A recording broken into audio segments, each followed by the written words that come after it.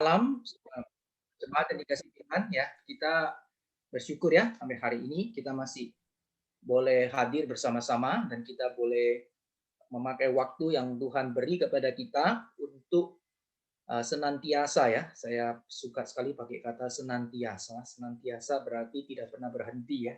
Tidak pernah berhenti, tidak pernah merasa capek, tidak pernah merasa bosan, tidak pernah merasa ragu ya sedikit pun bahwa semua yang paling baik, paling ajaib, ya, yang paling menguatkan, yang paling teguh, yang paling berhikmat itu ada di dalam firman Tuhan. Ya, itu merupakan kerinduan yang saya ingin bagikan ya melalui Bible Class. Jadi sebenarnya tujuan daripada Bible Class itu ya sejak zaman sebenarnya saya di dalam pergumulan saya, di dalam apa namanya penyelidikan saya terhadap saya belajar firman Tuhan ini saya sangat diberkati oleh satu kelompok kaum Puritan di England, Inggris ya. Sebenarnya mereka adalah dari kelompok yang boleh dibilang pada saat itu juga termasuk minoritas ya, yang oleh pemerintah sendiri pada zaman itu secara keseluruhan itu gereja ya, gereja itu pada saat itu mereka terfokus gitu ya kepada eh, satu sistem gitu ya, satu hierarki gitu. Sehingga membuat satu apa ya, sesuatu yang sangat mudah sekali menyimpang. Nah, oleh sebab itu di dalam uh, sejarah di England, di Inggris, kemudian Tuhan juga menggerakkan itu bangkitlah ya, itu kaum Puritan. Untuk apa? Ketika gereja mulai menyimpang, ketika kemudian kerajaan itu mengambil alih, yang kemudian firman Tuhan itu kemudian tidak lagi menjadi yang berotoritas, Tuhan selalu bangkitkan hamba-hambanya. Kalau di Eropa, di sana bagaimana di daerah eh, apa reformasi biasa dikenal Martin Luther ya. Kemudian juga ada di Geneva ada Calvin ya. Martin Luther, kemudian Calvin. Kalau di Inggris itu ada kaum Puritan ya. Di sana ada kaum Puritan yang Tuhan bangkitkan. Jadi pada saat momen yang kurang lebih hampir sama di zaman reformasi itu ya, secara simultan di berbagai tempat itu Tuhan bangkitkan orang-orang. Nah, orang-orang Puritan ini adalah orang-orang yang suka sekali, mereka itu benar-benar membaca kitab suci, benar-benar dia membaca kitab suci dan dia tidak uh, apa ya, benar-benar mempercayai bahwa Alkitab itu firman Tuhan dan tidak ditambah apapun juga, dan itulah yang mereka renungkan dan mereka pegang seumur hidup. Bahkan mereka ada satu satu ini ya, satu uh, apa ya namanya ya, satu panduan ya, satu panduan yang dipakai itu untuk mempersiapkan, bahkan sampai pada saat kematian itu tiba itu mereka mempersiapkan. Jadi bukan cuma nanti apa namanya artinya cuma datang berdoa dan sebagainya, tapi orang yang mau kematian tiba itu dipersiapkan sungguh-sungguh, diingatkan kembali firman Tuhan bagaimana menghadapi kematian dan bagaimana mereka boleh kemudian mengerti dan akhirnya mereka boleh dikuatkan untuk kembali ke pangkuan Bapa di sorga. Nah, jadi ini mereka benar-benar memberikan teladan ya di dalam hal ini, dan bukan cuman mereka itu membacanya saja sebagai rutinitas. Makanya saya bilang ini yang membedakan ya. Kenapa tidak capek, kenapa tidak bosan, kenapa kemudian tidak merasa lelah dan seterusnya, tetapi makin baca setiap tahun kita akan baca Alkitab itu 1 tahun selesai sekali, ya 1 tahun selesai sekali. Nah, bukan berarti baca 1 tahun sekali sudah 5 kali, tambah lama tambah bosan, tambah lama kok rasanya itu terus yang dibaca. Tidak ya, karena itu firman Tuhan. Firman Tuhan itu, satu firman Tuhan itu dipakai Roh Kudus bicara kepada hati kita. Itu bisa memberikan panduan yang ajaib ya. Nah, jadi itu berulang-ulang dibaca, itu panduan yang akan menguatkan kita dan akan menegur kita dan menjadi berkat di berbagai macam situasi. Nah, oleh sebab itu saya rindu Bible Class. Kita bukan cuma belajar, dan kita mau percaya kepada firman Tuhan yang kita baca, yang kita sama-sama belajar, lalu benar-benar pegang firman Tuhan di dalam kehidupan kita seperti apapun ya kondisinya ya, yang saat baik ataupun saat yang tidak baik ya. Hidup tidak selalu dalam suasana yang baik. Saya percaya situasi kita saat ini kalau secara keseluruhan kita bisa bilang mungkin tidak baik, ya kan? Ini PPKM diperpanjang begitu ya sampai 2 Agustus, berarti kalau dibilang secara secara nasional aja, nah, keadaan kita kurang baik. Tetapi firman Tuhan itu adalah tetap baik ya di dalam semua situasi. Nah, inilah yang menjadi apa ya, keindahan iman Kristen. Tuhan itu hadir di semua keadaan. Tuhan hadir di semua zaman. Tuhan hadir di dalam seluruh hidup kita, baik hidup kita yang waktu di atas maupun hidup kita waktu di bawah. Waktu hidup kita itu menjadi penguasa, ya kita bicara menjadi penguasa ataupun saat kita tertindas.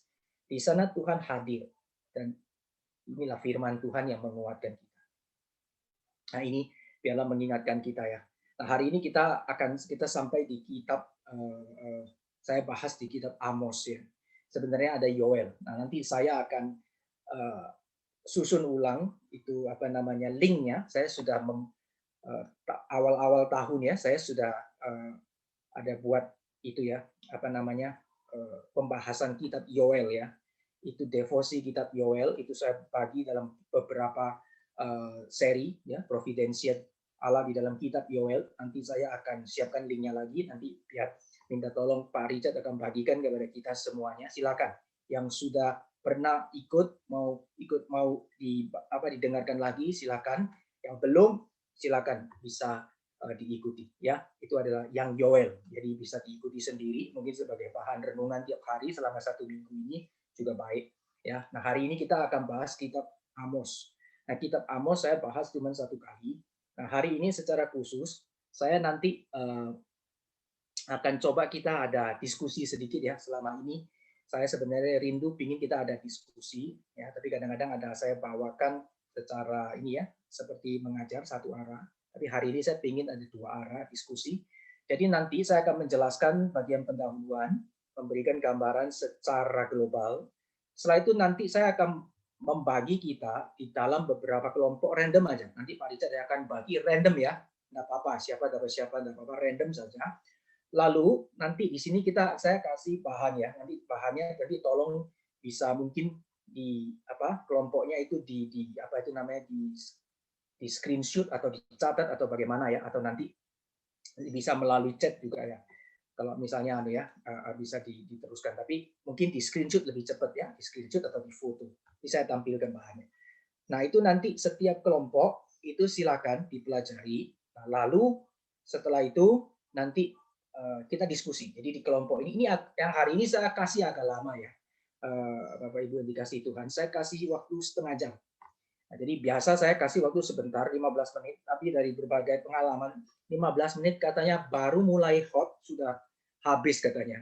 Belum sempat kesimpulan, ada yang kembali sampai di ruang utama masih belum belum apa ya, belum sempat disimpulkan ya. Jadi saya hari ini kasih agak lama ya, setengah jam.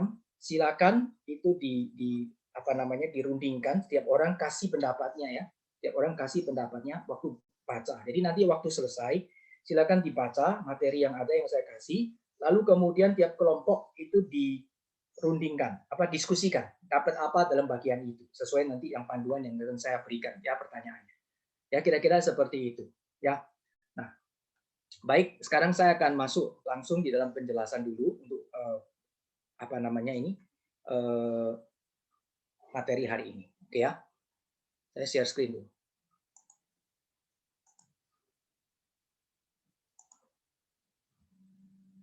Oke. Baik, ya. Ini adalah kitab Amos ya. Saya kasih judulnya The Non-Professional Prophet ya, The Non-Professional Prophet. Jadi nabi yang non profesional ya, bukan tidak profesional ya, beda ya. Yang non profesional ya. Kalau tidak profesional berarti kan kerjanya mungkin nggak beres gitu ya, tidak profesional ya. Tapi ini non profesional, bukan not professional prophet ya, tapi the non professional prophet. Ya, kenapa? Nanti kita akan bahas. Ya, kita akan lihat. Hari ini Amos itu ada 9 kitab, ya, 9 pasal maksud saya. Kita bahas 1 kali saja. Ya, oleh sebab itu saya bagi dalam diskusi supaya kita bisa masing-masing bisa memberikan pendapatnya. Nanti kita bahas bersama-sama. Oke ya, ini satu judul yang kemudian saya coba renungkan waktu saya baca, bandingkan dengan berbagai macam terjemahan Alkitab. Kemudian saya melihat, wah ini judul baik sekali ya, bagus, itu boleh kita ingat ya. Sekaligus kita nanti bisa melihat bagian ini saya ingin kita mengkaitkan berkenaan pada kesimpulan nantinya tentunya. Kita akan lihat hal ini ya, non-professional prophets. Gitu ya, bagaimana kaitan dengan kita. Itu di bagian lain. Nah, sekarang kita akan masuk ya. Pertama kali mari kita bersama-sama lihat siapa Amos. Ya, Amos itu siapa? Nah, Amos ini kita bisa lihat di dalam ayatnya yang pertama sudah langsung kita bisa dapatkan ya. Itu jelas siapa Amos ya. Ya, Amos itu adalah salah seorang peternak domba dari Tekoa ya. Tekoa. Kemudian Tekoa satu tempat ya, itu di wilayah selatan, ya. Jadi tapi perkataannya dia itu orang Amos berarti orang orang selatan nih, orang kan kalau di dalam kerajaan Israel, ini saya sering ulang-ulang ya, saya harap Bapak Ibu yang dikasihi Tuhan paling tidak bagian ini ngerti dengan jelas karena saya sering ulang sekali. Israel dulu jadi satu, kemudian setelah Salomo pecah dua, satu di utara, satu di selatan. Utara dipanggil Israel, yang selatan dipanggil Yehuda, gitu ya. Nah, si Amos, Nabi Amos ini dia sebenarnya Tekoa itu ada di mana ini selatan ya, selatan. Tapi dia itu dipakai Tuhan untuk memberitakan firman kepada orang Israel di utara. Gitu ya. Nah, jadi kita lihat ini cara Tuhan itu macam-macam ya. Makanya Ibrani 1 ayat 1 berkata begitu ya. Tuhan itu pakai berbagai cara ya. Ya, dengan berbagai cara ya. Nah, di zaman perjanjian lama maksudnya ya, itu untuk menyatakan kebenaran firman-Nya. Ada yang dipakai dari yang selatan kepada selatan, utara kepada utara, ada yang utara kepada selatan gitu ya, selatan kepada utara gitu ya. Seperti contohnya si Amos ini. Nah, dia ada itu pada zaman ini dibandingkan dua ya, dibandingkan dua. Kenapa dia dibandingkan dua? Ya, Bapak Ibu dikasih Tuhan. Waktu kita baca gini kita lihat ya, dia kan dipakai Tuhan untuk bicara kepada orang yang di utara, ya kan? Tetapi memberitahukan kepada kita dia hidupnya itu dikasih dua. Kenapa dua? Karena dia hidupnya kan maksudnya dia orang selatan gitu. Jadi dia orang selatan, maka dia pasti akan akrab sekali dengan raja yang ada di Yehuda. Tapi dia juga dipanggil untuk melayani yang di utara Israel ya. Nah, jadi sehingga kita bisa lihat bersama-sama maka dia tulis sendiri si Amos ini ya, penulisnya juga dia. Maka dia bilang dia menyatakan firman Tuhan itu di zamannya siapa? Di zamannya Usia. Itu raja Yehuda. Ya. Usia ini satu raja yang juga boleh dipandang benar di mata Tuhan dan di zaman Yerobeam gitu ya. Yerobeam itu adalah di utara ya atau Israel ya, khususnya Yerobeam 2. Nah, ini raja yang justru jahat di mata Tuhan gitu ya, anak Yoas dan raja Israel ya. Dan dikasih tahu waktunya kapan? 2 tahun sebelum gempa bumi. Nah, jadi ini ada satu kondisi ya yang diberitahukan kepada kita sebagai audiens bahwa berarti ada peristiwa gempa bumi ya. Nah, sebelum gempa bumi gitu ya. Jadi yang untuk ini apa namanya itu menunjukkan tentang keadaan geografis mungkin di sana ya, ada perubahan dan sebagainya. Ya, tapi kita lihat bersama-sama ini adalah satu masa di mana Amos melayani ya. Jadi sebelum gempa bumi gitu ya, 2 tahun dia sudah memulai ya sebagai untuk menyatakan waktunya dia melayani. Oke, ini mengenai Amos ya. Sekarang kita lanjutkan, kita lihat sedikit tentang ini ya. Ini kita sudah pernah lihat ya. Nah, perhatikan ya di sini yang saya kasih tanda kotak ini ya. Nah, jadi ini lihat yang di utara, berarti ini Amos di sini ya, Amos. Nah, dia kurang lebih ya berdekatan dengan Hosea dan Jonah. Gitu ya. Nah, kalau dilihat dari penanggalannya, ya dari penanggalannya berkaitan dengan 2 tahun sebelum gempa itu tadi, sebagai satu titik tolak ya beberapa ahli di dalam ini Biblika ini khususnya berkaitan dengan bagian ini memberikan penanggalannya, mereka melihat ini berarti dia sebelum Hosea, gitu ya. Amos di sini. Oke, nah, jadi di bawahnya ini kalau di Yehuda berarti antara ini ya Yoel, Yesaya dan Mika. Yoel, Yesaya dan Mika. Jadi ini buat kita punya gambaran. Jadi waktu ini dibagi ya. Kenapa saya mau kita melihat bagian ini ya, untuk dihafalkan mungkin enggak perlu dihafalkan gitu ya, tapi paling nggak kita bisa baca, ngerti. Jadi kita bisa lihat apa sih yang mau lihat. Kita bisa lihat cara Tuhan bekerja. Kita lihat bagan gini kan kita punya apa ya, mind gitu ya, otak lebih gampang langsung capture begitu ya. Kita langsung bisa melihat ya, Allah itu bekerja ya dengan caranya yang ajaib dan dahsyat. Ini Israel terpecah jadi dua, dua-dua umat Tuhan. Satu bahasa kita mokong ya. Ya, anggap itu Israel yang mokong duluan. Yehuda kan biasa rajanya masih banyak yang yang apa namanya takut akan Tuhan. Meskipun pada akhirnya juga degradasi turun gitu ya. Nah, tapi di antara dua ini Tuhan itu mengirim nabi. Ya, karena itu umat Tuhan. Nah, jadi kita bisa lihat ya, ini di zaman Perjanjian Lama dalam histori ini ya, kerajaan-kerajaan Israel kita bisa lihat ya, bagaimana cara Allah bekerja. Ini umat Tuhan. Di tempat yang bagaimana tidak takut Tuhan, Tuhan tetap kirim nabi. Di tempat yang tetap benar tetap ada nabi. Bukan berarti yang tetap benar ada nabi, tempat yang tidak benar tidak ada nabi. Ya Tuhan kirim, ya, tapi pasti harus dilihat juga. Ada nabi yang palsu, ada nabi yang asli. Tapi nabi yang asli selalu membawa berita yang berani, yang membawa kembali kepada Tuhan, kembali kepada Tuhan. Kalau nabi yang palsu, beritanya selalu enak ya, biasa selalu lebih membawa diri kita ya untuk menikmati keadaan, Semua rasanya baik, nggak perlu kita arahkan diri untuk bagaimana susah, bagaimana belajar untuk ini ya berani untuk menolak segala hal yang berkaitan dengan dosa ataupun hal-hal yang tidak benar itu ya. Nah, jadi kita bisa lihat ya, ini Tuhan taruh nabinya di sebar. Ya. Nanti sebelum pembuangan dan sesudah pembuangan, perhatikan ada ya, selalu ada seperti itu. Jadi itu di sana kita bisa lihat ketika kita membaca kitab suci kita lihat ya, di semua disusun di sana ada nabi besar dan nabi kecil. Ya, ini kan berarti ada nabi besar dan nabi kecil disebar semuanya. Ya toh, ada yang nabi sebelumnya yang tidak menulis kitab, tapi ada di dalam sejarah Israel juga, misalnya seperti Elisa dan Elia gitu ya, dalam raja-raja gitu ya. Kita bisa lihat semuanya. Ada yang menulis, ya. Ada orang bilang kan kalau yang Nabi Elisa sama Elijah itu, Elisa dan Elia itu mereka kan nabi yang dikatakan karena speaking. Ya. Jadi kan dia tidak nulis, ya. Jadi speaking ada orang lain yang kasih tahu tentang narasi atau apa yang dia sampaikan. Tetapi yang lain, ya, bukan yang speaking, biasa dikatakan the writing prophets. Ya, artinya melalui tulisannya dia menulis, the writing prophets, gitu ya. Nah, nanti kalau kita lihat di dalam Perjanjian Baru, kita juga bisa lihat ya bahwa Allah juga pakai para rasul, gitu ya. Kemudian para rasul menulis, kemudian nanti disebar. Ada yang apa? Perhatikan, pertama kepada umat Israel, kemudian maksudnya kepada kaum Yehuda, kemudian yang di luar Yehuda, gitu ya. Kita lihat ini Allah prinsipnya tidak pernah berubah ya, tetapi secara konteks mungkin bisa lain, tetapi prinsipnya tetap tidak berubah.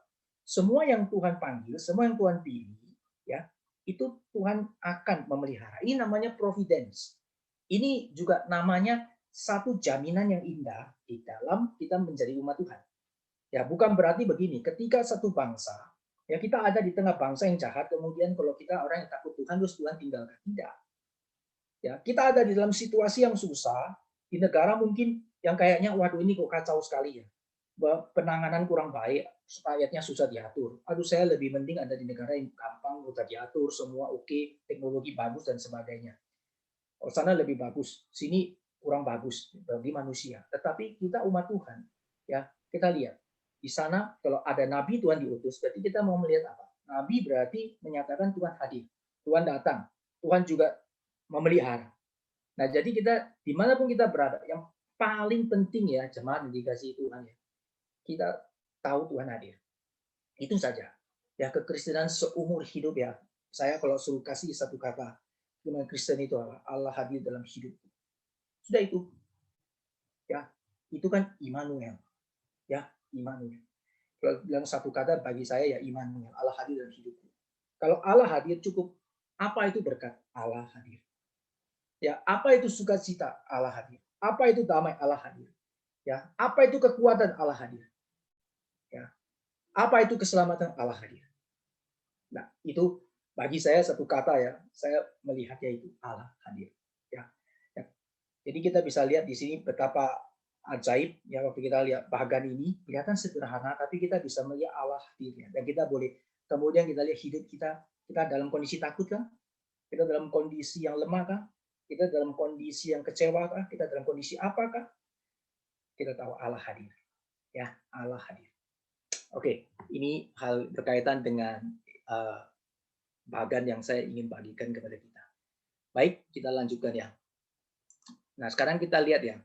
Ini beberapa pembagian. Kalau kita baca ya di dalam apa ini buku Amos, ini kitab Amos dari pasal 1 sampai pasal yang ke-9. Maka ini ada beberapa hal yang kita bisa lihat ya. Ini secara global. Jadi saya hari ini tidak baca secara satu-satu, tapi mungkin nanti ada satu perikop saya ingin bagikan. Karena perikop ini unik. Kenapa unik nanti ya? Kenapa unik nanti ya? Di sini kita lihat ya, ini nubuat. Nah, nubuat ini kita banyak ya di dalam berbagai kitab Nabi besar, kapan hari kita sudah baca ada nubuat ya terhadap Filistin, ya, nubuat terhadap Tirus, terhadap Israel, terhadap Damsyik, terhadap Yehuda dan seterusnya. Nah, tapi kita lihat ya di dalam bagian ini nubuat itu artinya apa? Artinya bahwa bangsa-bangsa yang tidak taat kepada Tuhan, maka Tuhan nggak mungkin membiarkan dirinya dipermainkan. Nah, ini penting, Bapak Ibu yang dikasih Tuhan. Penting sekali. Kita ini walaupun umat Tuhan ya, perhatikan ya. Jangan pikir kita lolos. Umat Tuhan itu disayang Tuhan, iya, tetapi tidak lolos dihukum. Ya, bedanya cuma di situ ya. Bedanya kalau yang tidak umat Tuhan, dia binasa, hukumannya kekal. Ya, kalau kita umat Tuhan, kita dihukum, tapi disiplin. Supaya apa? Supaya kita jiwa kita boleh tetap ya beroleh keselamatan.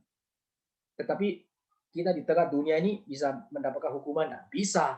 Jadi jadi anak Tuhan, kita harus lihat Tuhan dan main-main. Kalau kita sungguh-sungguh ikut Tuhan, percayalah Bapak Ibu sekalian di hadapan Tuhan. Percayalah. Mungkin susah, mungkin kelihatan kalah, mungkin kelihatan bagaimana ya, susah dan sebagainya. Tapi percayalah, Tuhan itu ya Allah yang tidak pernah meninggalkan umatnya. Wah, ini benar sekali. Ya, saya percaya kita masing-masing pasti punya pengalaman pribadi ya, pengalaman pribadi. Jadi kalau ada pengalaman yang demikian, jangan ragu untuk saksikan, itu akan sangat menguatkan. Kalau berkenan ya untuk dibagikan. Nah, jadi kita bisa lihat, tidak harus semua pengalaman yang baik-baik gitu ya. Pengalaman yang kita dalam keadaan mungkin kelihatan kawan, tidak apa-apa. Kenapa? Karena Tuhan tetap menyertai. Orang yang dalam situasi susah ya, tapi bisa damai ya, bisa sukacita, tetap ikut Tuhan dan tidak kecewa, dan bahkan men-sharingkan cinta kasih Tuhan. Itu mujizat besar. Itu kemenangan. Nah, semua orang bisa gitu. Kalau tidak ada Tuhan yang bekerja, habis. Tidak sedikit orang yang kesusahan besar menghabisi dirinya. Betul tidak? Mau yang sekolah tinggi, mau sekolah nggak tinggi, mau yang dia punya jabatan apa ya besar atau tidak, mau terkenal atau tidak terkenal, sama saja semuanya. Tapi ya setiap orang yang ada Tuhan menyertai dia ya, dia akan menjadi berkat. Ya, jadi kita boleh lihat Tuhan itu adalah Allah yang benar-benar menyertai, benar-benar hadir. Ya, kita harus memberanikan, kita harus beriman kepada Tuhan. Mungkin keadaan kita ya dalam situasi ada pelayanan misalnya, kita rasa di tengah-tengah pelayanan kita juga gentar sekali. Ya, kita rasa mungkin kok sepertinya kondisinya itu membuat kita gentar ya, kita tidak berani ya untuk melihat situasi yang ada. Tapi mari kita lihat Tuhan. Ya, Tuhan hadir. Asal ada Tuhan cukup.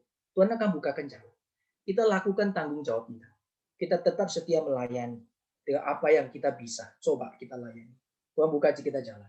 Kalau tetap tidak ada, tetap jalan, tetap melayani. Bukan sombong, tapi sandar Tuhan. Ini bedanya. Kadang orang salah mengerti saya ya.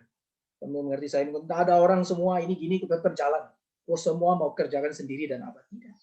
Bukan itu Bapak Ibu dikasih Tuhan. Bukan untuk sombong, bukan untuk oh semua bisa apa, bukan. Capek ya. Kalau kita bilang secara fisik capek, tetapi secara roh dan jiwa Tuhan kasih kekuatan. Untuk apa? Karena kita mesti harus bersandar kepada Tuhan. Ya, Tuhan kita doa, kita kerja, kita doa, kita kerja. Jalan, kita kerjakan dan kita percaya Tuhan pasti menyertai. Tunggu sampai apa? Kalau waktu Tuhan tiba, Tuhan mau kirim ya banyak tenaga, Tuhan akan kirim. Kalau belum tiba, kita setia sampai akhir. Nah, di sana nama Tuhan akan dipermuliakan. Ya, dalam hidup kita pun sama. Jadi di sana silakan Bapak Ibu boleh sharing ya. Allah kita tidak bisa dipermainkan. Kalau kita bilang kita mau ikut Tuhan lalu kita main-main, ada waktunya Tuhan akan hukum dan Tuhan akan disiplin. Ya. Nah, berita baiknya adalah disiplin jangan lari. Dan ini yang paling baik juga yang saya paling senang ya. Adalah gini loh, kalau kita ini umat pilihan Tuhan, dihukum pun itu ya, Tuhan itu bukan hanya menyatakan keadilan dan hukumannya, tetapi kasihnya. Nah, ini yang indah. Sama seperti kita punya anak, betul nggak?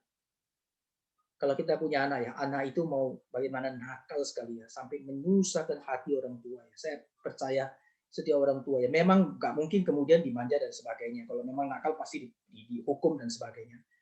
Tetapi tetap itu adalah anak. Dan situasi apapun dia tetap anak.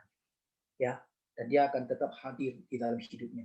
Ya, bahkan di dalam saat-saat yang paling tetap kasih kekuatan, tetap kasih semangat, tetap dukung, tetap terus ayo maju, jangan kamu menyerah, gitu ya.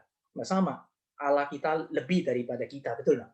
Kita aja yang sebagai manusia ya, sebagai bapak ya, sebagai orang tua bisa ngerti hal itu ya. Terlebih Tuhan. Oleh sebab itu kalau kita dihukum Tuhan harus tobat dan harus cari Tuhan. Jangan lari menjauh, tetapi larilah mendekat. Lari mendekat dan berkata, Tuhan hukumlah aku asal aku di dekatmu. Nah, ini kalimat Daud yang saya ulang dengan kalimat saya. Daud bilang lebih baik saya jatuh di tangan manusia daripada lebih baik saya jatuh di tangan Tuhan daripada saya jatuh di tangan manusia. Sebab apa katanya? Sebab Tuhan itu Allah yang berbelas kasihan, bukan cuma adil tetapi Dia Maha Kasih. Oleh sebab itu kalau kita salah ya, bertobat dan kita dekat Tuhan, minta Tuhan yang hukum. Karena Tuhan yang hukum, kita jatuh di pangkuan Tuhan, itu lebih indah. Ya, manusia hukum itu cuma dihukum, dia mah tidak peduli. Gitu. Tapi Tuhan lihat hati yang hancur, Tuhan tidak pandang hina. Ya, ini satu hal yang indah bagi kita. Ya, ini berkaitan dengan nubuat. Nah, dari nubuat ini yang saya mau soroti begini, Bapak Ibu yang dikasih Tuhan. Ini ada banyak sekali ya, dikatakan nanti ada nubuat terhadap Damsyik, Gaza, Tirus, Edom, Amon, Moab, Yehuda, Israel gitu ya.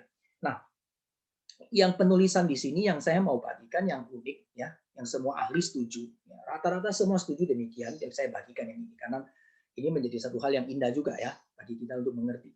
Nah, kita lihat dari pertama adalah kita lihat peta dulu ya. Nah, ini ya. Oke ya, peta. Jadi di sini ada dalam peta kita lihat ya bagian atas di sini kan ada Damsyik itu ya, Damaskus itu Damsyik. Ya. Kemudian ada Amnon di sini, ada Moab di sini, Edom di sini, Gaza di sini, kemudian Tirus di sini ya. Lalu kemudian ada Yehuda di sini, ini kan ya, ini berarti sebelah selatan karena kita lihat ini kan Yerusalem, kalau kita tengah-tengah di sini ya, berarti kan Yerusalem di sini ya, bagian atasnya ini utaranya Israel ya, kalau dibagikan dia lebih ke selatan. Nah ini ketika ini dituliskan, kita bisa lihat ini maksudnya apa, ya, ini maksudnya apa. Nah ini mau melihat sebuah style penulisan atau sebuah gaya penulisan yang Tuhan titipkan melalui Amos sebenarnya untuk memberikan sebuah sorotan. Ya, sorotannya bagaimana kita lihat ya. Tadi kita sudah tahu sih bahwa ini memang Amos dari selatan, tapi dipakai Tuhan untuk kasih firman Tuhan itu kepada Israel. Jadi kita tahu dia pelayanannya di Israel. Tapi waktu dia buka di dalam, dia punya pembahasan dari pasal yang 1 sampai 2 tadi, maka dia mulai dengan tetangga-tetangga ini. Tetangga-tetangganya itu dari yang tidak percaya Tuhan itu. Damsyik itu kan ya kalau kita bilang mereka kan bukan yang boleh dibilang mungkin apa ya, bukan umat pilihan Tuhan gitu ya. Nah, kemudian dari yang tetangga Amnon, Moab, Edom, Gaza, Tirus itu kan yang di luar semua itu bukan umat Tuhan. Akhirnya kemudian masuk ke Yehuda, baru kemudian ke Israel. Nah, Yehuda ini kan termasuk yang umat Tuhan, terus ke Israel. Ya, jadi kita bisa lihat ini tetangga-tetangganya dikasih tahu nubuat ini, ya. Kok dengarkan kan, wah nubuat untuk ini. Pertama kalian nubuat untuk Damsyik, Damaskus. Wah, enggak apa-apa dengerin aja, memang itu kapok ya. Amnon kapok dia, Moab kapok dia, Edom kapok dia, Gaza kapok dia, ya, Tirus kapok dia, Yehuda, ya kasihan sedikit tapi ya biarin. Nah, baru kemudian kamu gitu. Baru. Itu ada seperti itu. Kira-kira cerita apa bukan ceritanya ya. Pesan utamanya sebenarnya ya. Yang lain ini sebenarnya ini hanya untuk membawa kemudian kasih tahu kepada Israel. Kamu itu sudah waktunya ya. Kamu ada di dalam penghakiman Tuhan. kamu tidak bertobat, kamu mendukakan hati Tuhan, dan kamu hidup dengan dosa-dosa dan kejahatan. Ya, nah, saya coba gambarkan dengan cara demikian. Ya, ini saya kasih target orang kalau panah itu ya target ya. Nah, jadi yang lain-lain itu kira-kira gini ya. Nah, oke. Itu targetnya kira-kira yang di samping-sampingnya ya. Itu area-area lainnya. Oke? Tapi sebenarnya yang mau disorot itu ini. Oke ya. Saya kira mungkin saya pikirkan ini mungkin paling bagus ya. Kita bisa catchy gitu ya. Kita langsung lihat ya. Ini dia.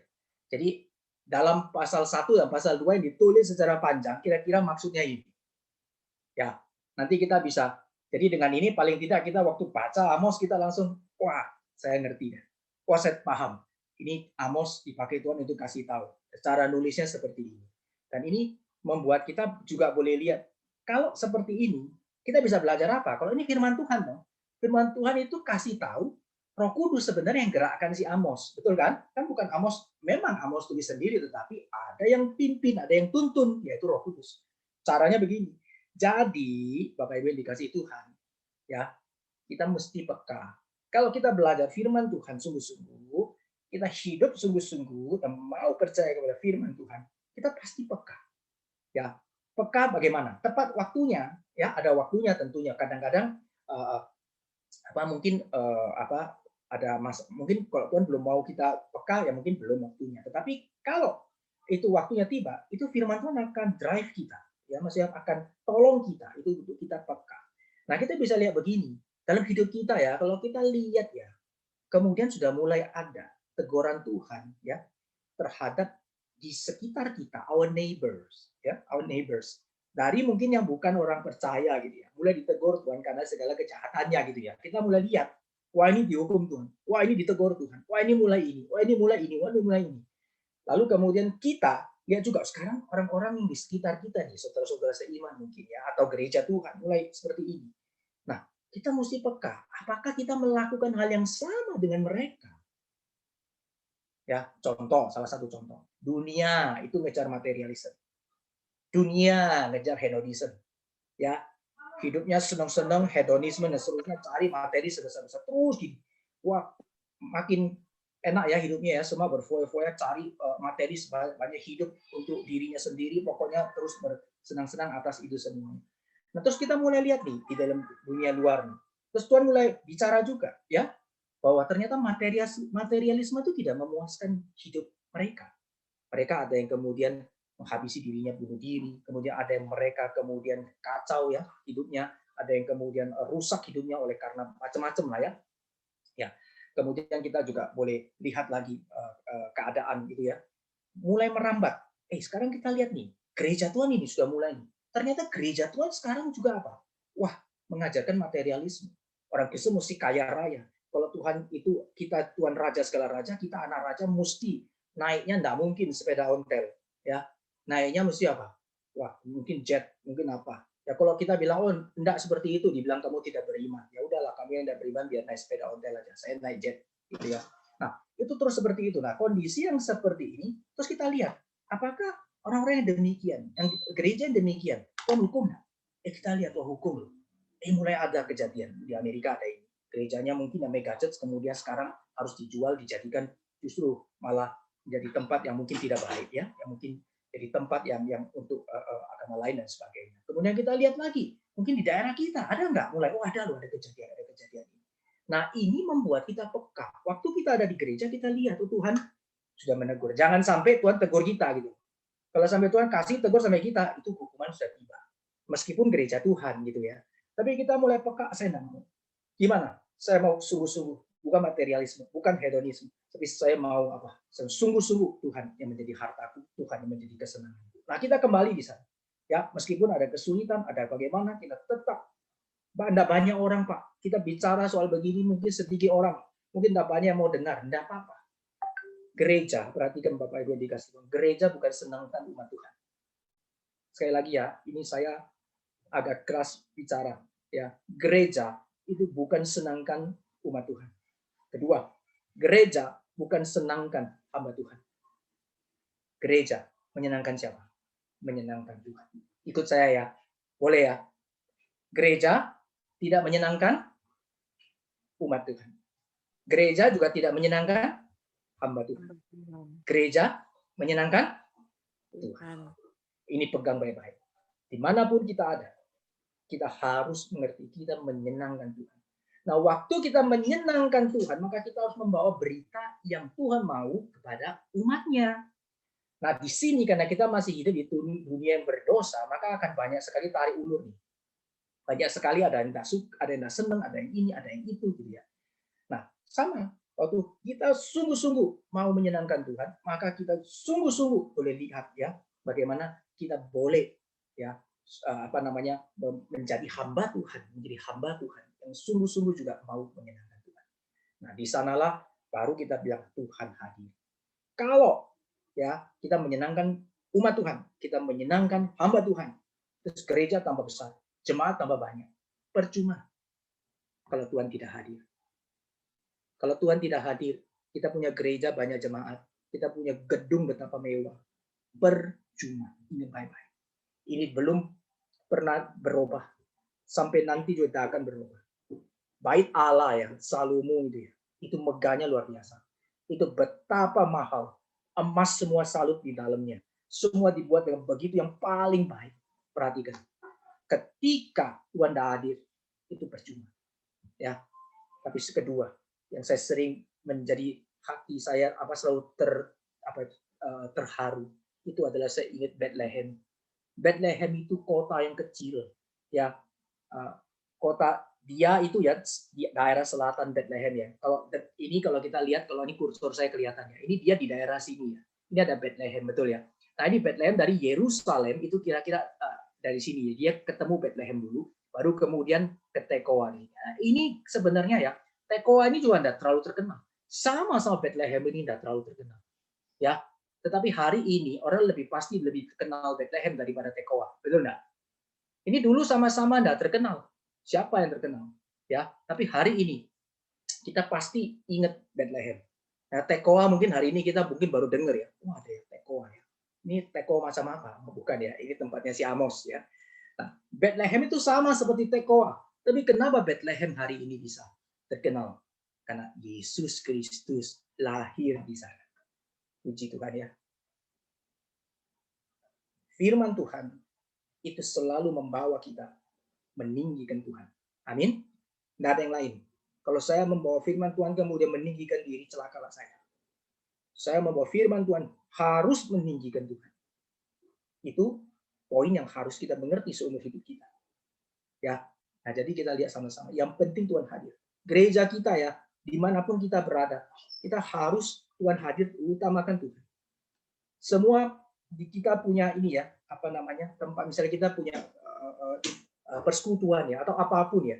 Ya kayak Bible class ini misalnya juga ya. Yang penting Tuhan hadir di sana. Ya, itu yang paling penting. Tuhan hadir, nanti Tuhan kalau mau, Tuhan yang akan jadikan berkat bagi banyak orang. Tapi kalau Tuhan tidak mau, tidak apa-apa. Yang penting Tuhan hadir di sana. Karena tujuan kita bukan kuantitas. Tujuan kita kualitas. Ya, kuantitas itu Tuhan yang akan menganugerahkan. Tapi kita utamakan dulu bagaimana kualitas yang baik. Ya, itu yang kita boleh belajar dari hal ini. Ya, jadi kita bisa lihat bersama-sama ya. Jadi kita lihat sini. Di sini targetnya itu jelas. Tuhan kasih tahu ini Israel, kamu mesti harus bertobat. Ini sudah targetmu di sana. Ternyata kamu tidak bertobat. Jadi Tuhan langsung utus si Amos. Ya.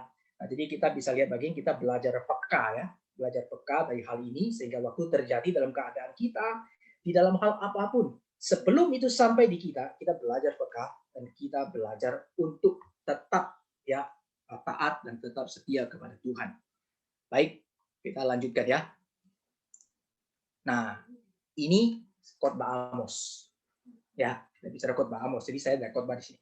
Ini kalau dikhotbahkan bagus sekali. Ya, tapi mungkin di lain kesempatan ya. Ini khotbah Amos, seri khotbahnya begitu ya. Tapi hari ini saya mau kita belajar ini. Oke ya. Nah, kita akan lihat bersama-sama. Di sini kita akan bagi ya di dalam kelompok ya.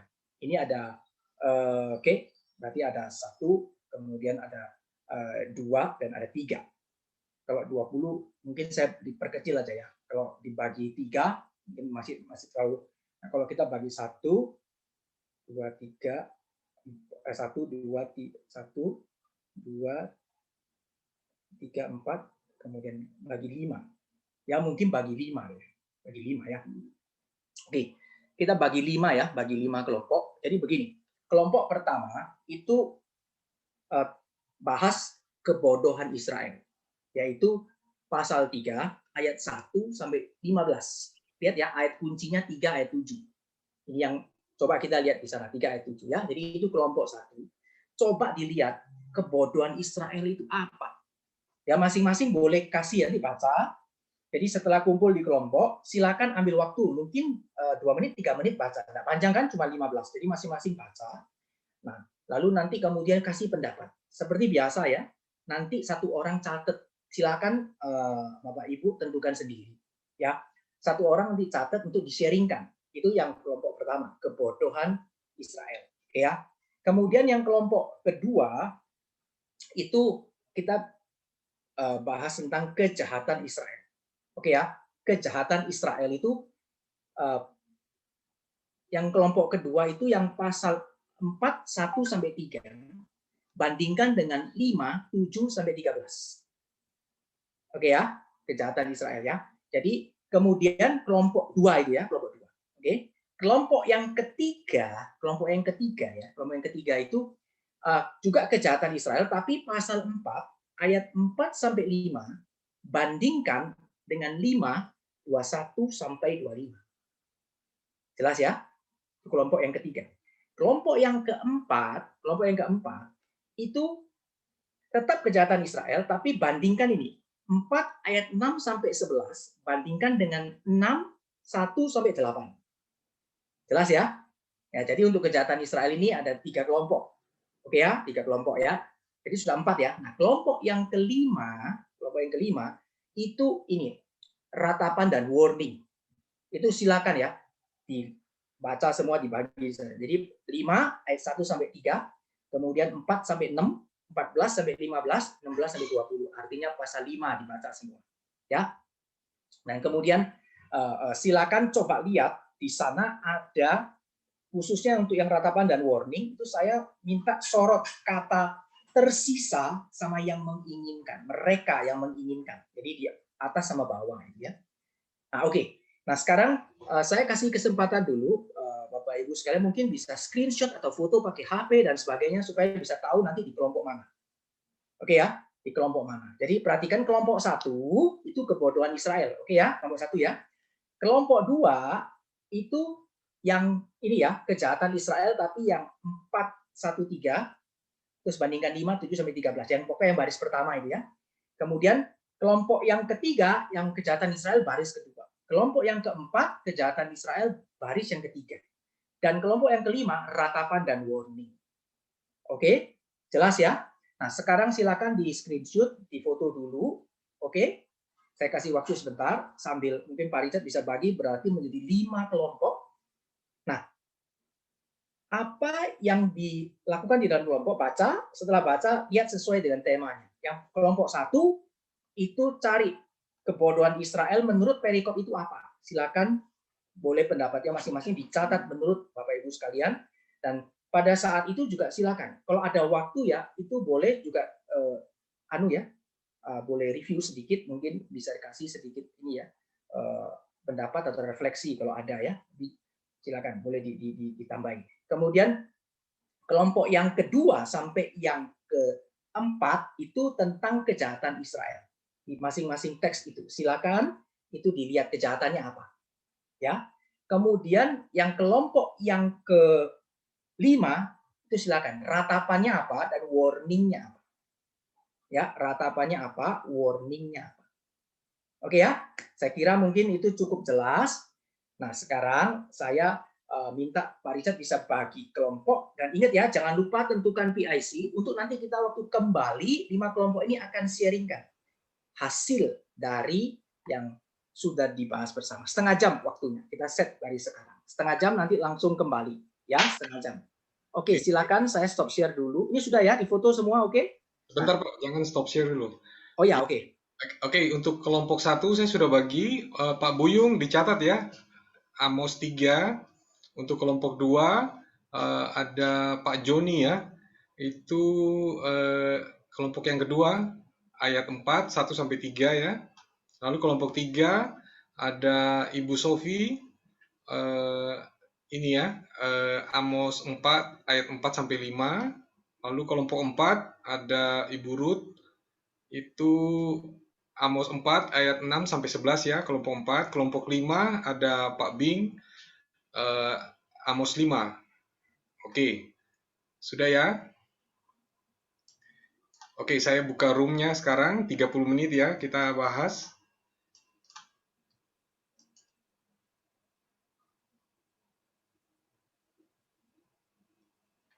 Pak Richard, ini saya sudah bisa stop share? Sudah bisa. Oke, terima kasih. Saya stop share ya. Ya.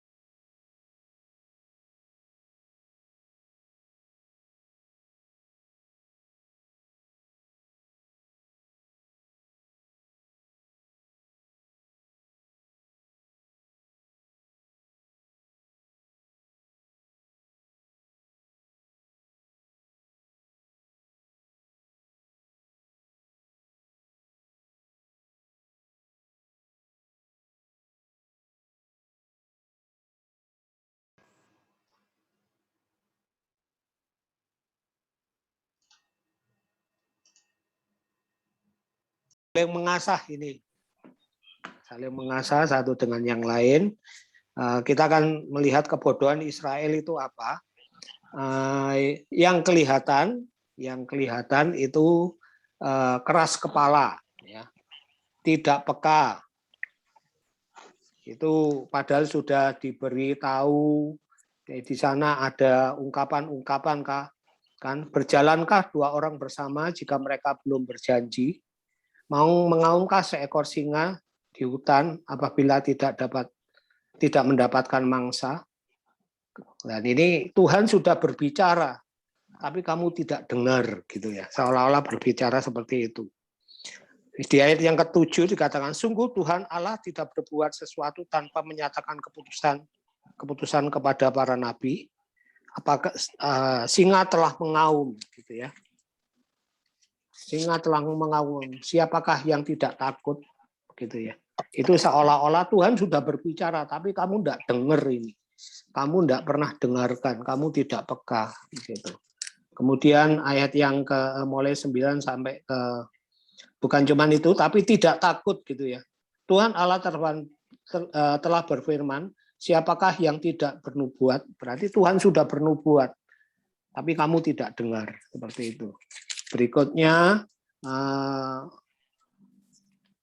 mereka ini kebodohannya, mereka tidak tahu berbuat jujur.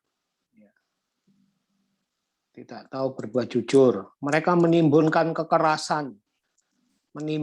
kekerasan dan aniaya di dalam purinya. Begitu. Artinya disimpulkan oleh teman-teman tadi, orang Israel telah melanggar hukum Taurat. Mereka mungkin kalau dilihat dari, memang di sini tidak disebutkan tentang menyembah kepada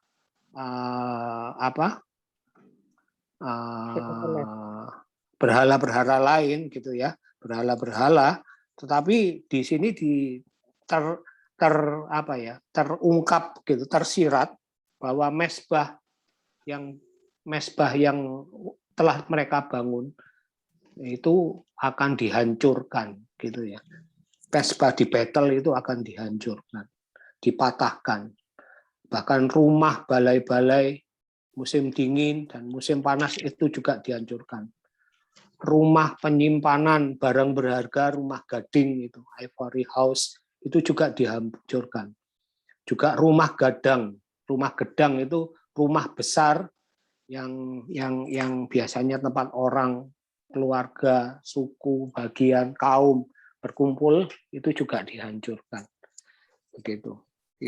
Kenapa? Karena kebodohan Israel adalah yaitu melanggar Taurat Tuhan, sudah menyembah yang kemungkinan mereka sudah menyembah berhala, dan itu yang Tuhan tidak suka, paling tidak suka. Demikian kata teman-teman, kesimpulannya seperti itu. Terima kasih. Baik, terima kasih Pak Buyung, singkat padat jelas ya. Oke, kelompok 2, Pak Joni, juru bicaranya siapa Pak? Pak Joni. Oh, oke, Pak. Oke, ya selamat malam ya teman-teman sekalian. Kita tadi sudah diskusi, kita melihat bahwa kejahatan orang Israel atau bangsa Israel yang pertama itu, mereka mengejar kekayaan yang diperoleh dengan cara yang tidak benar, yaitu dengan menindas orang lemah dan memeras orang miskin. Itu pada ayat yang pertama, ya. Kemudian yang kedua, itu istri-istri juga memaksa atau menindas suaminya untuk mengikuti kehendak mereka, dan mereka meminum minuman keras, memaksa suaminya untuk membeli minuman keras untuk mereka bisa menikmati hidup lah, kurang lebih begitu. Dan kemudian kalau dibandingkan dengan Amos 5 tadi, itu kelihatan mereka juga berbuat jahat dengan menerima uang suap, dengan menindas orang miskin dan lemah. Jadi mereka menerima uang suap. Dan kemudian juga mereka tidak membela orang-orang yang baik-baik, itu diam gitu loh. Mereka tidak membela yang lemah. Ini juga merupakan kejahatan dari orang Israel atau bangsa Israel. Dan sekalipun mereka melakukan itu untuk mencari kekayaan atau untuk mencari kenikmatan hidup, tapi kenyataannya kalau kita lihat bandingannya Amos 5 ayat 11 itu mereka tidak bisa menikmatinya. Karena ternyata Tuhan akan menghukum mereka. Itu di ayat 5 pasal 5 ayat 8 ya.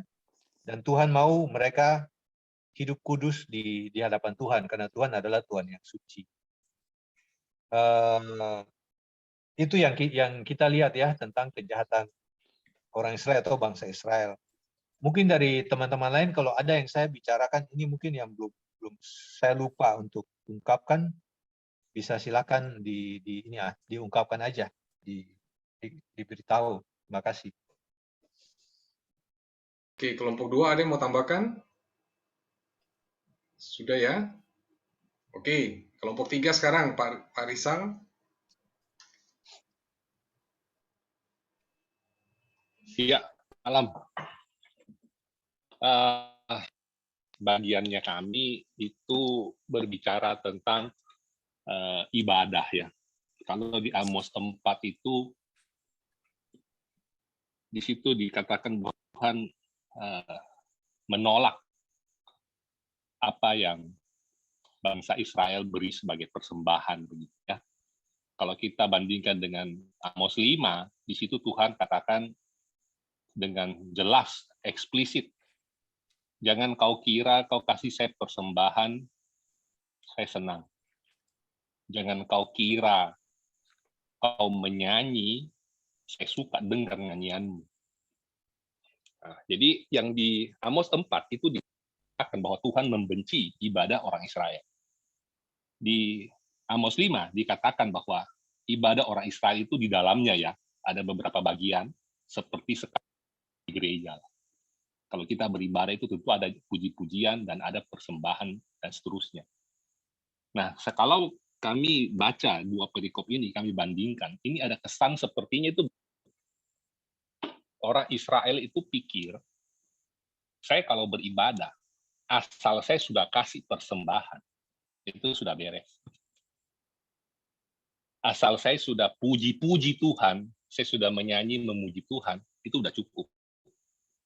Nah, kalau kita di pasal 5, bagian atas, itu di situ diceritakan dengan lebih jelas kejahatan apa yang dilakukan oleh bangsa Israel. Jadi bangsa Israel ini hidupnya itu jahat. Pada waktu hari Sabat mereka datang beribadah.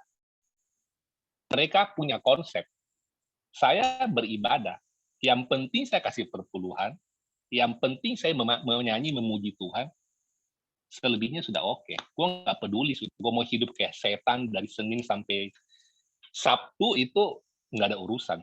Nah, kehidupan mereka yang jahat itu terlihat di pasal 5 ayat 1 dan ke atas lah, itu bisa. Jadi mereka misalkan, coba saya cari ya, ayat 7 misalkan, itu perikop ayat 7 mulai, itu dikasih judul sama LAI, melawan perkosaan keadilan. Jadi kalau kita baca ayat 7 ke bawah, itu membicarakan tentang apa ya, kejahatan dari orang Israel yang berkaitan dengan ketidakadilan. Misalkan ayat 11, kamu menginjak-injak orang yang lemah, mengambil pajak gandum daripadanya, dan seterusnya, itu kita bisa baca lah. Nah, yang mau kami sharekan ya melalui perbandingan dari dua perikop ini adalah kalau kita tarik ke dalam kehidupan kita di zaman sekarang, sebenarnya masih sangat banyak orang, terutama kalau saya bilang gereja dalam hal ini pemimpin gereja. Pemimpin gereja itu berarti hamba Tuhan plus majelis atau diaken lah begitu. Nah, masih banyak gereja yang bisa saya katakan berperilaku sama seperti orang Israel begitu. Mungkin ada sedikit beda tipis lah, versi, tetapi intinya itu sama. Maksud saya begini, gereja di zaman sekarang itu sangat peka terhadap orang misalkan begini, wah orang itu merokok, nggak boleh jadi majelis. Itu saya pernah dengar ada orang yang ditolak menjadi majelis di gereja karena orang ini merokok. Jadi minus merokoknya dia itu oke, jadi dia aktif di gereja, dia baiklah. Cuma kurangnya satu, dia merokok gitu aja. Dan karena dia merokok, maka dia tidak boleh majelis. Jadi gereja sangat peka terhadap hal-hal yang seperti ini. Tapi kejahatan-kejahatan lain hampir, kalau saya bilang bukan tidak peka ya, mungkin lebih tepat kalau kita bilang tidak peduli. Jadi ada ketidakadilan yang terjadi. Tapi orang yang tidak adil itu bisa duduk, bisa masuk, bisa jadi hamba Tuhan, dia bisa jadi gembala sidang, dia bisa jadi ketua majelis, bendahara, atau dia jadi apa ya, istilahnya itu badan pengurus harian begitu ya. Jadi dalam majelis dia yang lah, biasanya itu siapa sih? Ketua, bendahara, sekretaris kalau saya tidak salah. Jadi orang-orang yang sometimes kita lihat melakukan kesalahan-kesalahan seperti ini, tetapi gereja tidak peduli atau tidak anggap itu sebagai sebuah kejahatan yang serius. Sehingga orang-orang dengan kelakuan seperti ini lolos, dia bisa masuk, dia bisa naik sampai jadi gembala sidang, bisa. Tapi orang yang hanya melakukan, mungkin kita bilang kejahatan juga tidak. Tapi dia merokok, dia tidak boleh naik. Nah, kejahatan yang paling sering saya lihat dalam gereja adalah kejahatan yang seperti tadi Pak Joni ada singgung sepintas lalu, yaitu tidak peduli terhadap pada waktu kebenaran itu ditindas. Tidak membela orang yang tertindas. Tidak membela orang yang lemah. Itu gereja mati dalam hal seperti ini. Lihat ya. Jadi yang bisa kita belajar dari Amos ini adalah supaya Anda sebagai pemimpin di dalam gereja, saya nggak tahu di sini ada majelis nggak, mudah-mudahan ada. Nggak tahu ada gembala sidang ikut nggak, mudah-mudahan ada. Nah, Anda yang duduk di situ sebagai pemimpin, Anda seringkali melakukan kejahatan yang sama persis seperti yang sedang dilakukan oleh orang Israel saat ini. Cuma orang Israel ini kan sedikit beda versi. Versinya orang Israel ini kan adalah, pentingnya gue udah kasih persembahan, beres. Masalah gue mau kehidupan mau kayak tai nggak apa-apa. Tapi kita punya versi yang modern di zaman sekarang, mungkin kita tidak begitu. Mungkin kita tidak tindas orang lain, tapi ada satu kesalahan yang menurut saya sama fatalnya, itu kita tidak peduli. Pada waktu ketidakadilan terjadi, kita tidak peduli. Pada waktu ketidakbenaran terjadi, kita tidak peduli. Selama itu bukan saya yang alami, saya nggak peduli. Selama itu bukan saya punya istri, atau saya punya suami, atau saya punya teman dekat yang alami, saya nggak peduli. Bahkan kebanyakan orang bahkan tidak tahu sudah terjadi ketidakadilan, tidak tahu sudah terjadi ketidakbenaran, saking tidak peduli sampai dia tidak tahu itu sudah terjadi. Tapi kalau misalkan gembala sidang ketahuan korupsi uang 2.000, nah itu langsung jadi masalah besar itu. Nah, saya punya maksud cuma supaya kita dari orang Israel tadi kita sudah bisa belajar. Apa ya, anggap Tuhan itu seolah-olah apa ya, hanya perhatikan apa yang nampak begitu. Jadi saya tipu, saya kasih aja persembahan banyak, saya kasih dia sapi, kambing, apa aja semua gue kasih yang tambun-tambun dah, gue carikan yang paling mahal. Seolah-olah kalau saya kasih yang kelihatan itu, Tuhan tidak bisa lihat yang tidak kelihatan.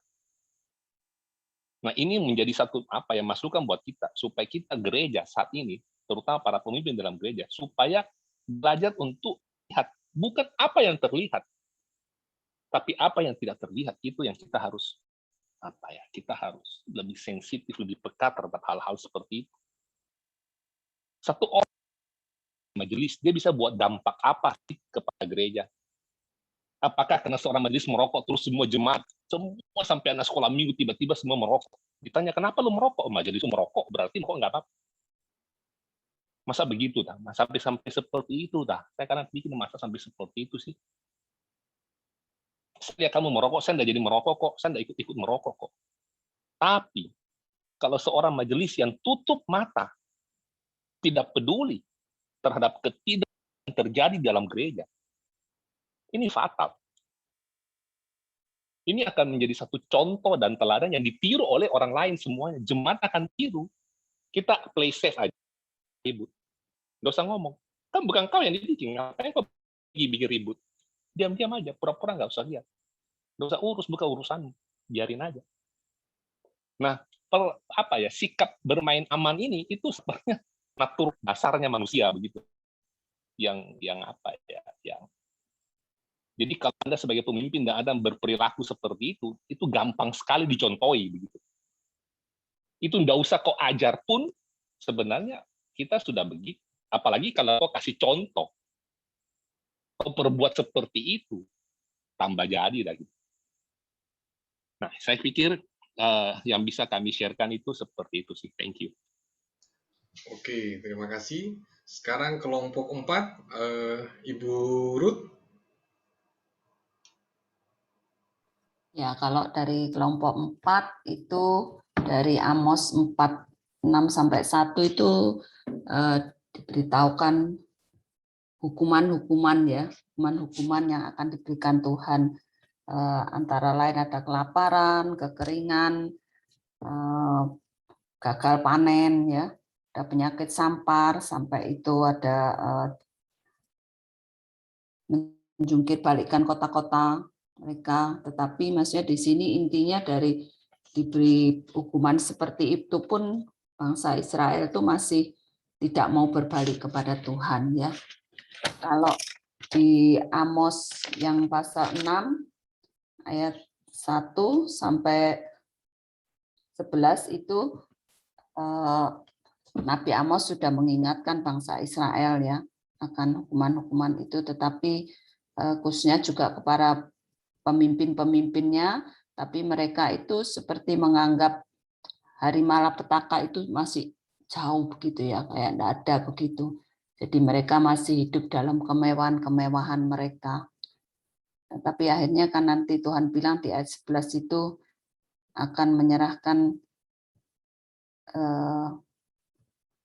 kota ini ya, bangsa Israel ini ya. Itu aja sih kalau perbandingan dari Amos 4 dan 6. Oke, terima kasih. Sekarang kelompok 5, Pak Bing.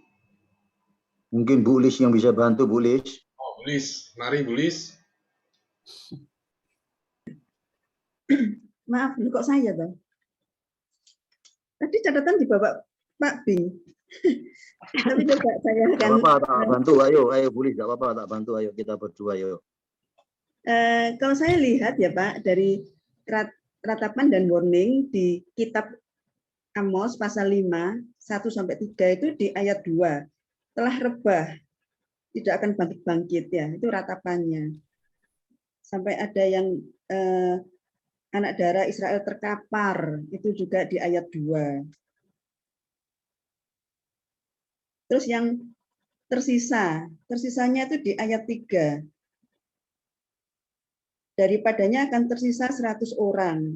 Terus lagi di 3B, tersisa 10 orang. Terus yang di ayat 4 dan 6, warningnya itu kami sepakat, carilah aku, maka kamu akan hidup. Terus di ayat 6 juga begitu, carilah Tuhan, maka kamu akan hidup. Kalimat ini diulang-ulang, itu menunjukkan penekanan, dan itu amat sangat penting. Gitu. Terus di ayat 14 dan 15, warningnya carilah yang baik dan jangan yang jahat. Carilah yang baik dan jangan yang jahat ini. Terus bencilah yang jahat dan cintailah yang baik. Ayat 15. Ini terus diulang-ulang, menunjukkan pada saat itu kondisi Israel yang begitu mendukakan hati Tuhan, sehingga Tuhan memperingatkannya itu dengan penekanan-penekanan seperti itu. Dan di ayat 16-20 dikatakan ratapannya di segala tanah lapang akan ada ratapan. Di ayat 17, di segala kebun anggur akan ada ratapan. Itu ratapannya. Terus apa yang ingin ya? Yang ingin di ayat 18.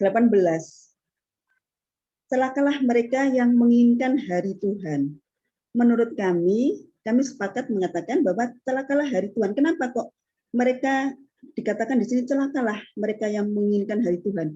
Itu menurut kami bagi orang-orang yang pada saat itu belum ada pertobatan, sehingga sungguh-sungguh mereka ada rasa takut yang mencekam, sehingga pada saat mereka menginginkan hari Tuhan, itu sungguh-sungguh akan membuat mereka celaka karena belum ada pertobatan.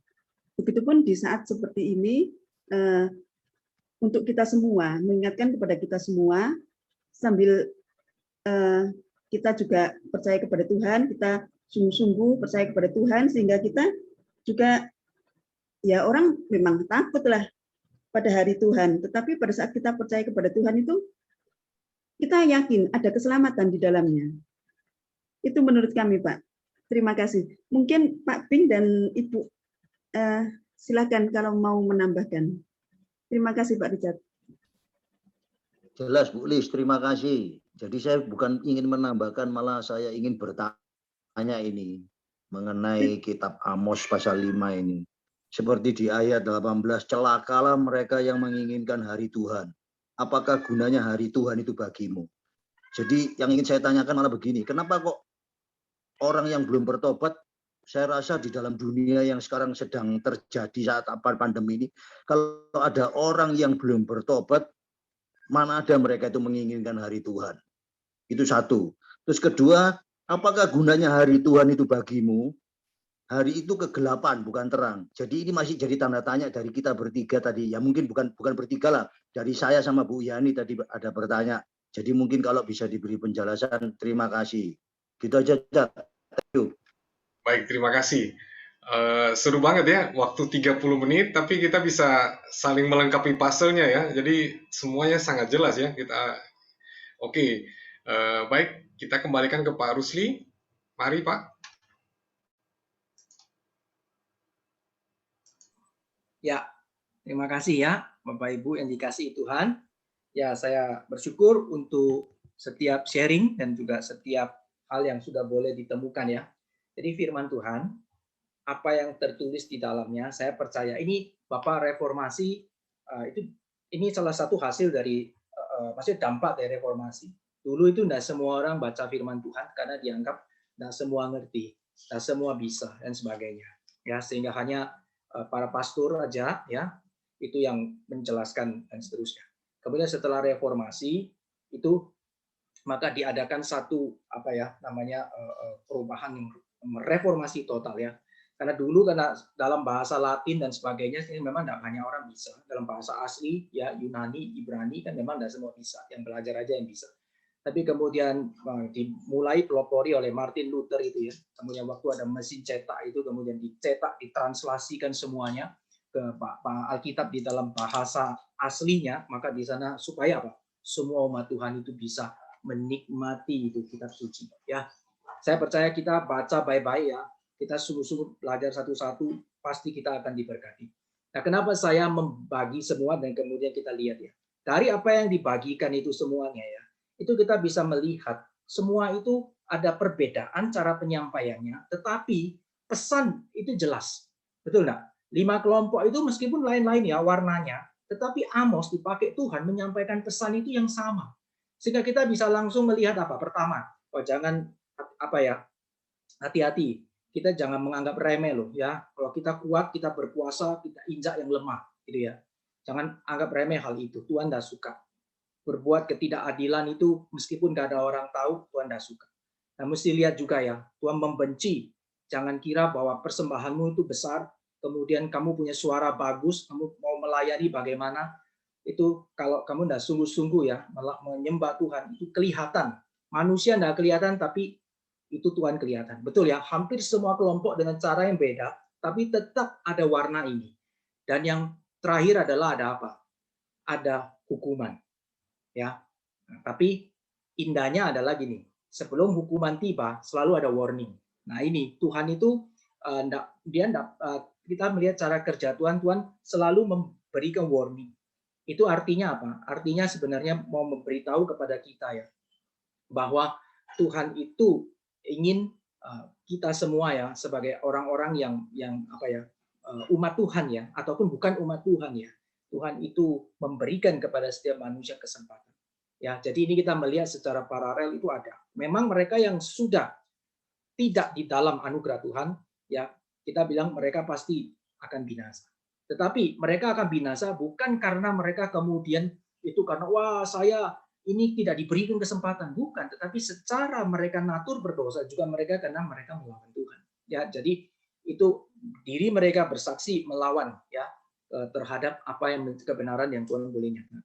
Ya, ini tadi saya coba share sebentar ya.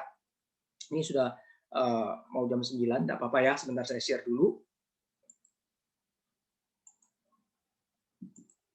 Ya, jadi di sini ini tadi saya sudah secara sekilas ini ya, ini semua tadi yang sudah dikasih tahu ya, secara keseluruhan ya, ini dinyatakan ya, saya coba catat ya, ini nanti saya bisa kumpulkan, nanti akan dibagikan oleh Pak Richard, nanti saya set lagi, jadi setiap kita nanti akan mendapatkan lengkap, semua punya 5 ya, nanti saya buatkan, saya kirimkan, Pak Richard akan bagikan. Nah sekarang saya akan langsung ke pertanyaan daripada ini ya, pertanyaan daripada Pak Bing ya. Ini tadi kenapa kok yang belum bertobat, mana ada mereka menginginkan hari Tuhan? Ya, kenapa kok ada orang yang belum bertobat? Kalau belum bertobat mana menginginkan hari Tuhan gitu ya? Nggak ngerti hari Tuhan ya. Ya. Sebenarnya pada saat kita menyatakan hari Tuhan itu yang dinyatakan di sini ya. Saya teruskan di sini aja ya. Ini ada di dalam materi saya sebenarnya. Saya buka aja dulu ya. Nah, ini nanti kita lihat ya. Ini ada penglihatan Amos di pasal 7 sampai seterusnya. Saya memang tidak membahas satu-satu. Jadi ini bisa dibaca sendiri. Saya cuma paparkan di sana. Nah, di tengah-tengah seluruh profesi ya, penglihatan kan profesi, vision ya, visi itu ada di tengah-tengah diselipkan narasi ya. Ini narasi nanti saya buat di kesimpulan ya. Narasi sejarah ya dari Amos. Tapi kita lewat dulu. Sekarang kita lihat bagian ini ya. Nah, ini warning dan ini tadi ada ya ketidakadilan di dalam masyarakat dan dalam hal spiritualitas. Jadi di sini ada warning di dalam vision itu dinyatakan ya. Sudah dibahas bersama tadi, cuma ini penekanan yang juga nanti tampak lagi di dalam visi dengan berbagai macam visi yang Tuhan berikan. Nah, sekarang kita lihat yang bagian ini. Nah, saya mau bagian ini mencoba menjawab apa yang Pak Bing tadi tanyakan ya. Sekarang kita lihat ya, di dalam visi tentang Tuhan, Amos melihat Tuhan itu hadir dekat mezbah. Perhatikan ya, ini Tuhan hadir dekat mezbah. Itu menyatakan bahwa Allah hadir itu ada, dia sedang mau apa? Ya, dia mau menghakimi, gitu ya. Dia mau menyatakan sesuatu firman. Tuhan hadir. Nah, maka dalam Tuhan hadir ini ada 2 macam. Yang pertama, Tuhan hadir, dia memberi kesempatan atau menyatakan kasih, menyatakan anugerah ya, anugerah Tuhan diberikan kepada mereka. Lalu perhatikan ini ada yang penting juga. Tuhan hadir itu menyatakan penghakiman. Jadi Allah hadir itu menyatakan penghakiman. Nah, jadi pada saat Allah menyatakan kasih, anugerahnya diberikan, di sana itu dinyatakan kepada siapa? Kepada umat Tuhan yang dibilang kaum pilihan. Ya, kaum pilihan. Nah, kaum pilihan ini itu pasti ada di dalam pertolongan Tuhan. Meskipun mereka berdosa, meskipun mereka kemudian tidak taat, Tuhan disiplin mereka. Tetap ya ada ya, tapi mereka tidak binasa. Oke? Nah, tetapi kalau dalam arti apa ya? Tentu ya, dalam arti hal ini kalau dalam mereka yang umat Tuhan mereka didisiplinkan pasti mereka bertobat ya, bukan terus hidup dalam dosa. Kalau dia hidup dalam dosa itu sudah pasti bukan umat Tuhan, itu kaum yang palsu ya, umat yang palsu ya, beribadah yang palsu. Nah, kita perhatikan ya, kalau beribadah kita palsu Tuhan masih tegur dan kemudian kita bertobat, itu kita masih ada harapan. Ya berarti itu umat pilihan Tuhan, ada anugerah Tuhan bagi kita. Tetapi kalau seumur hidup ya tetap seperti itu ya berarti dari sejak awal bukan umat pilihan, itu memang adalah yang palsu dari awal. Yang palsu dari awal. Kalau yang asli mungkin dia bisa gagal jatuh, tapi dia akan kembali menyatakan keasliannya karena ada pertolongan Tuhan, bukan karena kita ya. Karena memang ada Tuhan yang beranugerah itu, Tuhan yang sudah menyatakan pilihannya dan tidak mungkin Tuhan tidak pelihara sampai akhir. Ini penghiburan yang kuat bagi kita orang percaya. Tapi kalau memang yang palsu berarti itu dari awal palsu. Ya, jadi kita bisa lihat dari kitab Amos ini, perhatikan ya. Salah satu patokannya itu yang palsu sama yang asli itu adalah dinyatakan itu dalam sini itu 2 hal. Satu, bagaimana dia punya ibadah kepada Tuhan itu bukan dari yang lahir ya, tetapi dari yang ini yang kelihatan di dalam hati sungguh-sungguh itu akan menampakkan ya lahirianya itu pasti indah ya, lahirnya pasti baik. Tetapi kita bukan standarnya yang tampak ini. Oke ya. Nah, yang kedua, maka orang yang asli itu ya, dia pasti umat Tuhan yang asli itu dia pasti akan menjadi berkat. Dia akan melakukan keadilan. Dia akan menyatakan kebenaran di dalam masyarakat. Itu namanya menyatakan social justice ya kalau dalam masyarakat. Tapi kalau bicara di dalam umat Tuhan berarti akan menyatakan itu apa? Kasih Tuhan kepada sesama. Nah, ini sebenarnya menggenapi dua hal ini. Ini menggenapi apa yang Tuhan Yesus sudah nyatakan. Jadi Tuhan Yesus di dalam perjanjian baru telah menyimpulkan hukum Allah ada dua, ya. Satu mengasihi Allah dan mengasihi manusia. Ya. Nah, jadi bagian ini kita lihat, kalau orang yang tidak percaya, bagaimana mereka bisa menantikan hari Tuhan? Ya betul. Memang kalau dia tidak percaya, dia tidak bertobat, dia akan menertawakan hari Tuhan. Dia tidak takut. Ya. Nah, ini adalah kalau kita memberikan satu bahasa yang lebih mempertegas, itu adalah bahasanya Daud, ya. Dia mengatakan, Tuhan, saya lihat orang yang jahat itu tambah jahat, hidupnya enak, ya. Sedangkan kita anak-anak Tuhan itu terus kita rasanya tertindas. Rasanya seperti kita banyak hal yang kita rasanya seperti itu. Tetapi orang-orang yang jahat itu tambah jahat dan kelihatan tambah tidak takut Tuhan dan terus saja hidupnya itu semena-mena. Ya. Tapi kemudian ada satu kalimat, ya. Daud sadar, pemazmur sadar, ya, ada beberapa pemazmur juga yang lain yang mereka sadar sampai waktu Tuhan kasih mereka lihat. Artinya firman Tuhan kasih tahu, Roh Kudus membukakan kepada mereka visi, ya, juga firman Tuhan kasih tahu, melihat kesudahan mereka. Perhatikan, ya, melihat kesudahan mereka.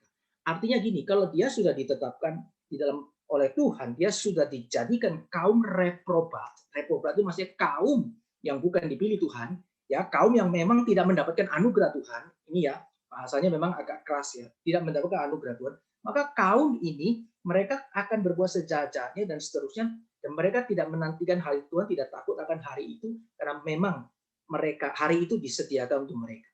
Ya, jadi pada hari itu tiba, mereka akan menerima penghukuman yang Tuhan sudah siap bagi mereka. Itu murka Allah akan ditumpahkan kepada mereka.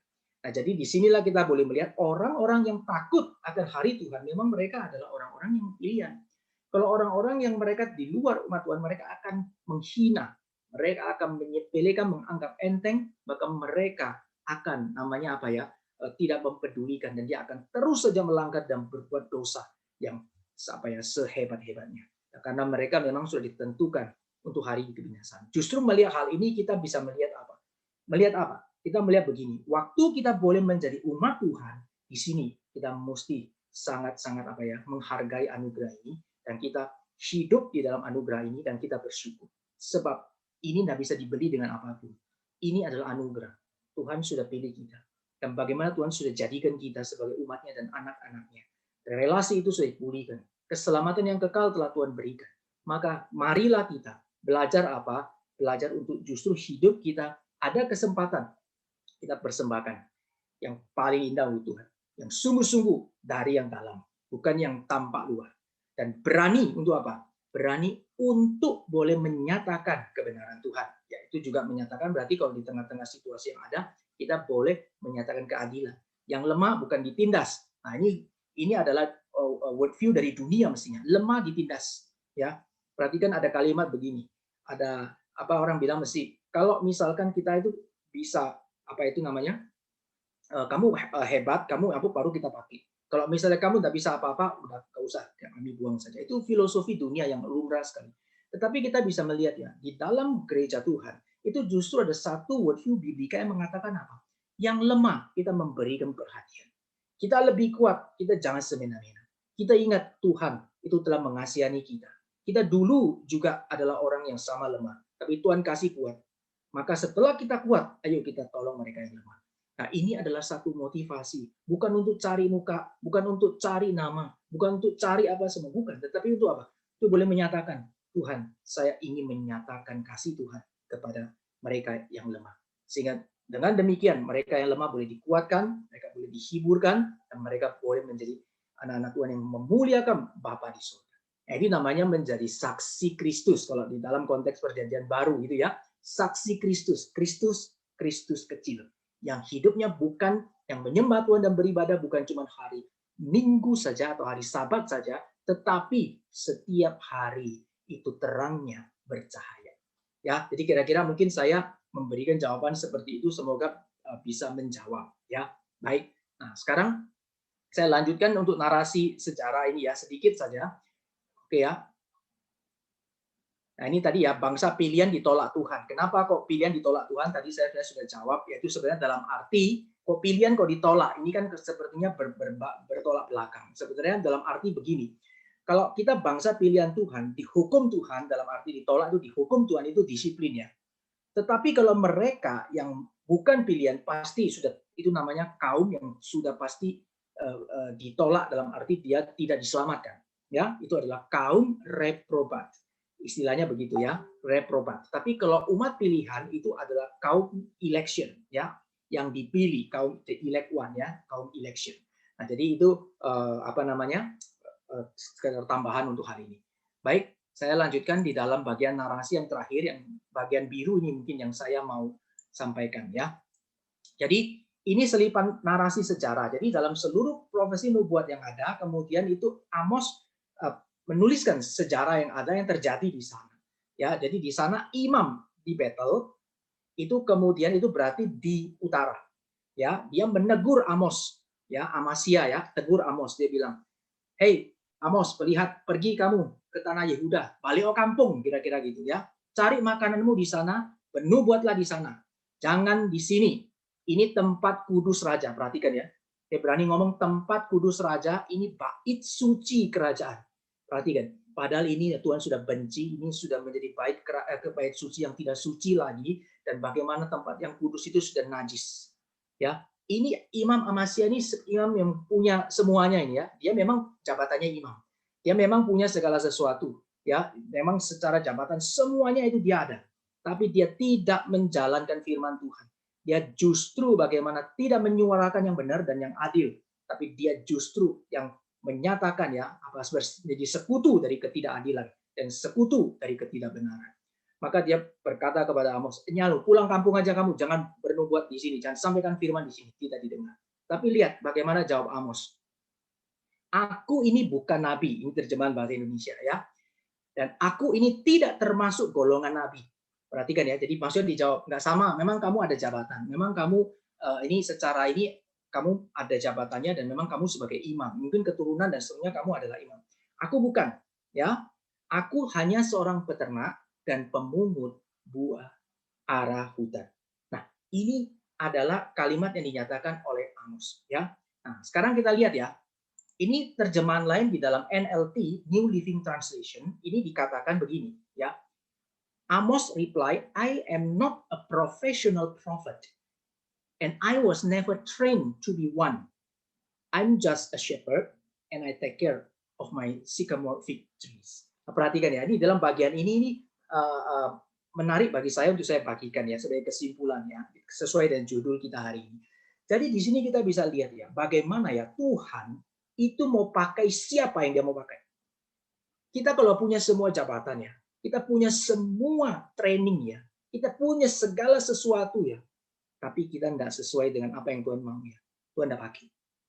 Tapi ya, kita kalau tidak punya semua kualifikasi, kita adalah orang yang biasa saja, mungkin kita dipandang remeh dan sebagainya. Tapi kalau Tuhan mau pakai firman Tuhan, pekerjaan Tuhan, segala yang Tuhan mau kita kerja melalui kita akan diberkati Tuhan.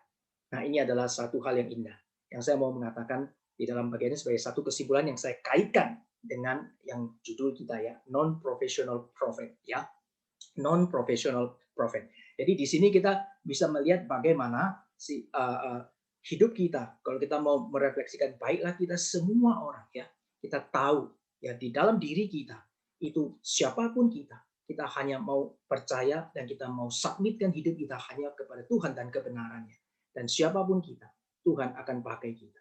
Tidak peduli ya, itu kita dari golongan mana, bagaimana kita boleh ada.